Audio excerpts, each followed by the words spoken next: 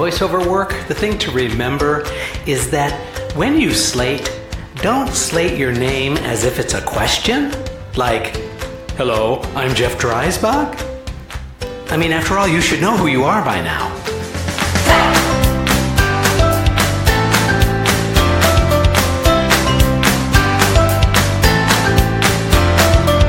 Welcome to Casting Actors Cast, insights for actors on acting in the business of show.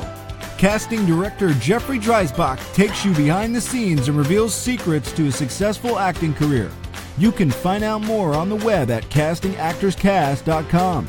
Please enjoy, like, and share Casting Actors Cast. Now, here's your host, Jeffrey Dreisbach. Well, hello, and welcome back to another episode of Casting Actors Cast. Thank you for joining us here today. I'm really excited that you are here, and if this is your first time here, well, welcome, welcome, welcome. I'm hoping you're having a good day. I know I'm having a good day, but I probably have even a better day when I have a chance to talk to you and share some stuff that's going on in the business. I'm Jeff Dreisbach, casting director with McCorkle Casting in New York, and I want to thank you so much for listening. It's really great that I'm hearing from all over the world, frankly. Hello to those folks in India that are tuning in to Casting Actors Cast. Hello, Germany. It's really cool that you're here. Ecuador. We've got some fans in Ecuador, so thank you so much. It kind of overwhelms me, to be honest. I'm a little humbled by the whole experience. And a great big shout out. Last weekend, I had a fantastic time at Northern Illinois University in DeKalb, Illinois. And those guys are just fantastic. It was a really excellent 2-day workshop, and we worked from 1 until 7 p.m. for 2 full days, and we covered so much material. And they are just a fantastic group of actors. And the training program, and frankly, I'll tell you, I really didn't know much about Northern Illinois University. And so I really wasn't 100% sure what I was expecting. But if you're looking for a university to consider for getting some really excellent MFA training, you might want to look at Northern Illinois, because I was very impressed with the group. So a big shout out to you. And you hosted me in such a beautiful way, and I can't thank you enough. And I'm sure I will see you again sometime soon, because you know what? This business has a way of seeing the same people over and over again over time. So thank you so much. Today's episode, Voiceover Under Wraps. We're going to be spending a little time talking about voiceovers, because my impression with the Northern Illinois University students, for example, when I said how many are interested in doing voiceovers, more than half the class raised their hands enthusiastically. And so that led me to thinking, you know, I think it's about time I spend a little time on this subject. So here's what I know. I know that when I started as an actor, one of the things that I wanted to do was voiceover work. I always had a great time doing funny voices and having a lot of fun with my mother's woolen sack tape recorder. And I really just fell in love with the idea of how powerful that medium is, that with the power of your voice, you could reach thousands and thousands of people. And so, you know, it's a little ironic, don't you think, that here I am now doing a podcast all these years later. It's kind of cool, I guess, in a way. And then when I started my BFA training program and went to school, went to college, got my degree at Wayne State University in Michigan, the thing that I did do was that I got an agent really early on. I guess I was maybe 19 or 20 years old and going to school, and I had an agent. So I was sent out on a lot of commercial auditions at that time. And a lot of those auditions included voiceover work. So that by the time I got to New York, I already had my SAG card and my AFTRA card. That kind of dates me, because SAG and AFTRA is now one union. At that time, there were 2 unions, Screen Actors Guild and American Federation of Television and Radio Artists, 2 separate unions. SAG was anything that was filmed, anything on celluloid film, while AFTRA covered those areas that were on magnetic tape. So if you shot a commercial on film, that was SAG jurisdiction. And if you shot something on magnetic tape, that was under AFTRA jurisdiction. So you could literally do voiceover work for SAG. You could do voiceover work for AFTRA. A lot of radio and television performers and DJs, things like that, were under AFTRA because of the medium of magnetic tape. So that was kind of how it was designated at that time. Of course, now it's merged pretty close together. So anyway, by the time I got to New York City, I had all my union cards. And so I was able to sort of get myself out there really quickly when I came to New York. And I was able to do really well in voiceover work. One of the other things that was kind of frustrating, but I kind of found a way around how that whole process worked, was I loved acting, and so I loved theater, and I wanted to do more theater, so I ended up taking every theater gig I could out of town. And of course, that's the other strange thing as an actor. When you come to New York, be prepared that your first gigs might be in regional theaters out of town. So that even if you're living close to a regional theater, some actors find that they come to New York and then they get hired at that regional theater, which is really kind of a bizarre thing. But here's what I did. When I would go to those regional theaters, and after the rehearsal process was done, and I had some free time, like the show was open and the show was running, I literally went to radio and television stations in those areas, and I knocked on their door. Yeah, that's exactly what... Sorry, sound effects are going to cost extra. I knocked on the door of these radio and television station, and I said something along the lines of, hey, I am at the Playhouse, or I'm at the theater in town, and I'm wondering if you had any interest in hiring some voiceover folks. I'd love to let you know that I'm available and would certainly love to do some stuff if you have an opportunity. Well, you know what? That was like the coolest thing I could have done, because by the time I got back to New York from many of those regional theater gigs, I had a ton of commercial work under my belt, which only made my auditions in New York even better. So I was able to really make money in between those theater jobs and those other acting jobs, those, soap opera gigs. Soap operas were really big at that time. And I'm going to impart some of those things that I learned with you today, just to see if this is something, a shoe that might fit for you. Many actors believe that they would love to do voiceover work. And the reality sometimes is that there's a lot more involved than just having a nice voice. In some instances, it's not about having a nice voice at all, especially now. The trend in the industry right now is not to hire people that sound like they are announcer voices. The trend in the industry really has to do with sounding like a real person. The truth is, no two voices are alike. And so that means your distinct voice is yours and yours alone. Voiceover work, there's so much more involved to it than that a lot of actors just say, gosh, it'd be great to do voiceovers because it looks like so much fun. And you know what it is? It's a ton of fun. It's really great. It's really great fun, and the money is really good, all of those positive things. But there is another underlying truth, which is, of course, why I'm calling this voiceover under wraps, because I'm going to tell you the things that they don't tell you about voiceover work. I'm going to tell you the things that I found were really challenging then and are equally challenging now. And if you can address these challenges that I'm about to chat with you about, then maybe voiceover should be something you should put in your arsenal of things to consider. First and foremost, having a voiceover career, having voiceover opportunities, is almost like having an entire separate performance identity. In other words, it is so specific that even though you think it's still performing, the industry itself is quite separate and apart from what it is to be an actor. If you're willing to try two careers simultaneously, because it takes that much energy and that much effort in order to get an agent, in order to find out about those opportunities, about what kind of equipment do you think you have? Because now with the technology the way it is, a lot of people have their own home studios and are submitting their voiceover work to their agents, which are then being filtered and then submitted to the advertising agency that's looking for the right voice. But you still have to go in and audition for these things. But that's another whole arena. It's an entirely new set of people that you're going to have to deal with. And that's what surprises, I think, a lot of actors. It just doesn't translate as easily as you might think it does. Also, I want to share with you that there is a way in which you can really see if this is right for you. And here's a couple of things I would like you to consider. Consider this. I would almost like you to think of it as a homework assignment. So homework assignment number 1 is, I would like you to read out loud for 20 minutes every day. Now, it doesn't matter what you read.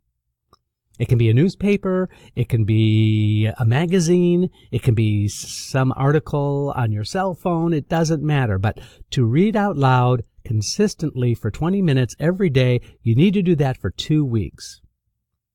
Now, the reason I'm asking you to do that is that it's kind of multi-layered. One is that the warm, moist air passing over your vocal cords gives you a really nice vocal warm-up. So you really get to, over time, sound how you really will sound, especially if you do it consistently, which is why it's an important assignment to do daily. The second thing is reading out loud is an excellent way for your brain to get that sort of eye-mouth coordination thing going so that when you read, you're making sense of it. See, what happens over time is that your eyes are reading slightly ahead of where your mouth is. And that difference between where your eyes are reading and your mouth is saying is an opportunity for your brain to give some really clear interpretation of what you're saying so that it makes sense, so that there's clarity and that there's a direct connection between the emotional content of what you're saying and your ability to read. I guess people like to say it's a skill set. And so reading out loud on a daily basis would really be a great test to see if this is something that you are interested in doing on a more regular basis.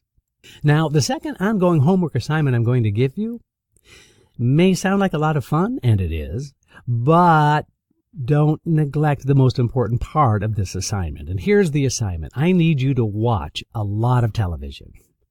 I knew you'd like that, right? Watch a lot of television, but here's the catch. The catch is you need to watch commercials on television. Normal viewing of television means that we almost all of us tune out on the commercials that come on. We're so used to it. I mean, how many commercials do you think you've heard in your lifetime? They've actually done statistics on this, that you've listened to perhaps as many as 600,000 commercials over your lifetime. I mean, that's an incredible amount. But here's the thing, we don't really pay attention to commercials in the way that you should if you're interested in doing a voiceover career. So the assignment is to tune into those channels that you enjoy watching. Because if you're tuning into those channels, you're tuning into what your demographic is all about.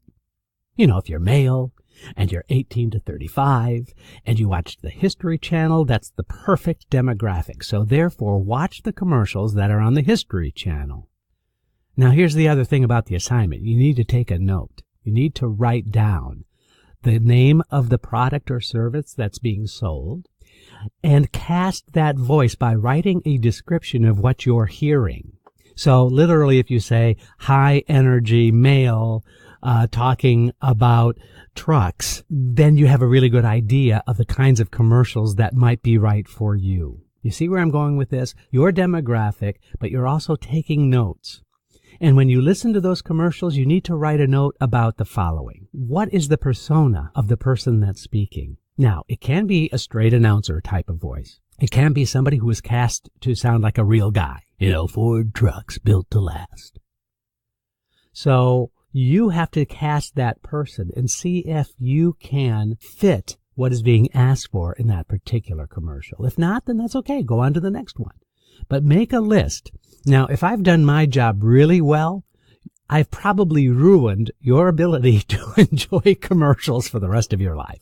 The same goes for females. By tuning into those stations that you like to watch, for example, if you watch the CW, please do yourself a favor and write down the name of those products and write down the description. How would you describe that voice-over person that you're hearing in that commercial?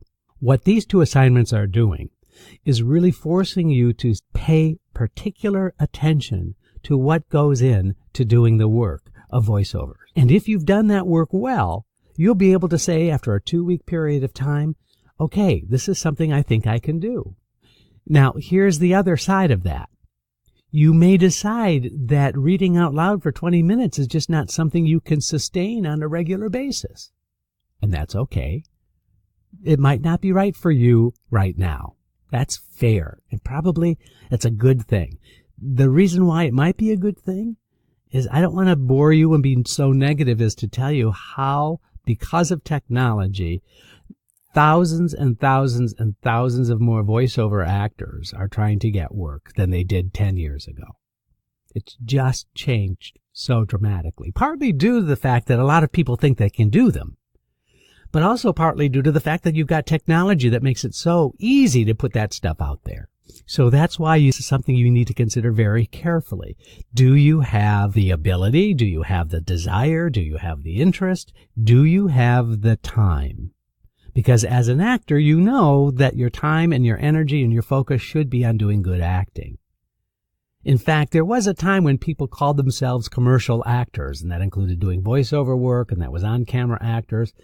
And you know what? That's not really a thing anymore. And the reason it's not a thing is because of the trend, like I mentioned earlier, that they're looking for real people. And sometimes actors just have a difficult time sounding like a real person. Believe it or not, you know what I'm talking about, I hope, because they're so used to their training and their experience that it's often very, very difficult just to sound like a regular Joe. And oftentimes regular Joes are what's being asked for. So now you've done your 2 assignments. It's 2 weeks later.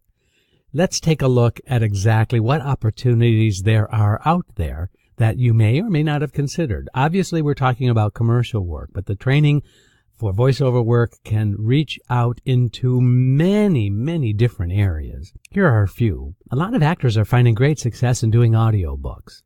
Now, audiobooks are really fun to do, but I have to say that audiobooks, in my opinion, are the very, very hardest work to do. Here's why. You're literally at the studio, or you could be doing this at home. I guess some people do their audiobooks at home if they've got a laid out studio. But you're there for maybe 8 hours a day. You've got the book in front of you with a pitcher of water. And if you're doing a well-known book, for example, you're in the studio doing this, you might have an engineer. And if it's a really big deal book, you might have a director as well. But then you're simply reading. But you're reading with energy, and you're reading with the appropriate approach to the written material. And you must be consistent throughout the entire book. That's really hard work. Can you imagine sitting for 8 hours and reading out loud effectively? And when mistakes happen, and they do happen in audiobook work, you can't just be letter perfect, right? So you make stumbles and stuff happens, but you have to know the technique of being able to stop, take a breath, go back to the beginning of the sentence where that mistake happened, and go on. That's why audiobooks is just such a difficult, challenging field. And I just don't want to dissuade you, but I just wanted to give you that reality check. In addition to the commercial work that we've been talking about a little bit in audiobooks, there's also animation. People just are excited about the idea of doing video games, excited about the idea of doing animated cartoons, for example, getting on the Cartoon Network, or, doing an episode of The Family Guy, for example. And that's all exciting as well. Yeah, that's all good. There's a lot of stuff out there. There are some things that you need to know. Most of the animation work is being done out in Los Angeles, California. Now, that doesn't mean there isn't any done here in New York or Chicago or Atlanta, but the majority of the opportunities are still in Los Angeles. After that, there's documentary narration. You have a script in front of you, and you don't have the pictures yet. You don't necessarily see what's going on, but you have to create and paint a picture with your voice. That's a lot of fun to do as well. And I am sure that you can come up with a ton of ideas, because remember that voiceover work is heard but not seen. And so think of some of the things that you're hearing throughout the course of your day and see if that applies to whether or not that's actually some voiceover work being done. And of course, the internet is exploding with all kinds of opportunities to do voiceover work. So that's our beginning. Those are those 2 homework items I'd like you to try out. Let me know if this is something that you're interested in hearing more about. I'm really happy to talk to you at length about voiceover work. And I really appreciate you listening. This time went fast, didn't it? Didn't it go so fast? So crazy how that happens. Anyway, I look forward to hearing back from you. Please check me out on castingactorscast.com. I'd love to hear from you. You go to castingactorscast, all one word, .com, and you can leave me a voice message. You can say hello, and there's some goodies there that you can download, some PDFs for free that I'd love to have you check out. And as long as I'm hearing back from you, then I'm going to continue to do this because I just love it. So thanks so much for listening today. The episode we just heard was called Voiceover Under Wraps. I hope we pulled the covers out a little bit so you can kind of crawl in and see what's going on. So thanks so much for listening. I'm Jeffrey Dreisbach.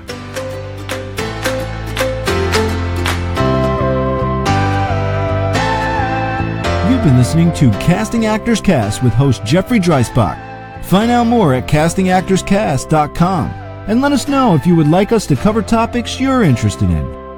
Thanks for listening. I'm Matthew DeSarno.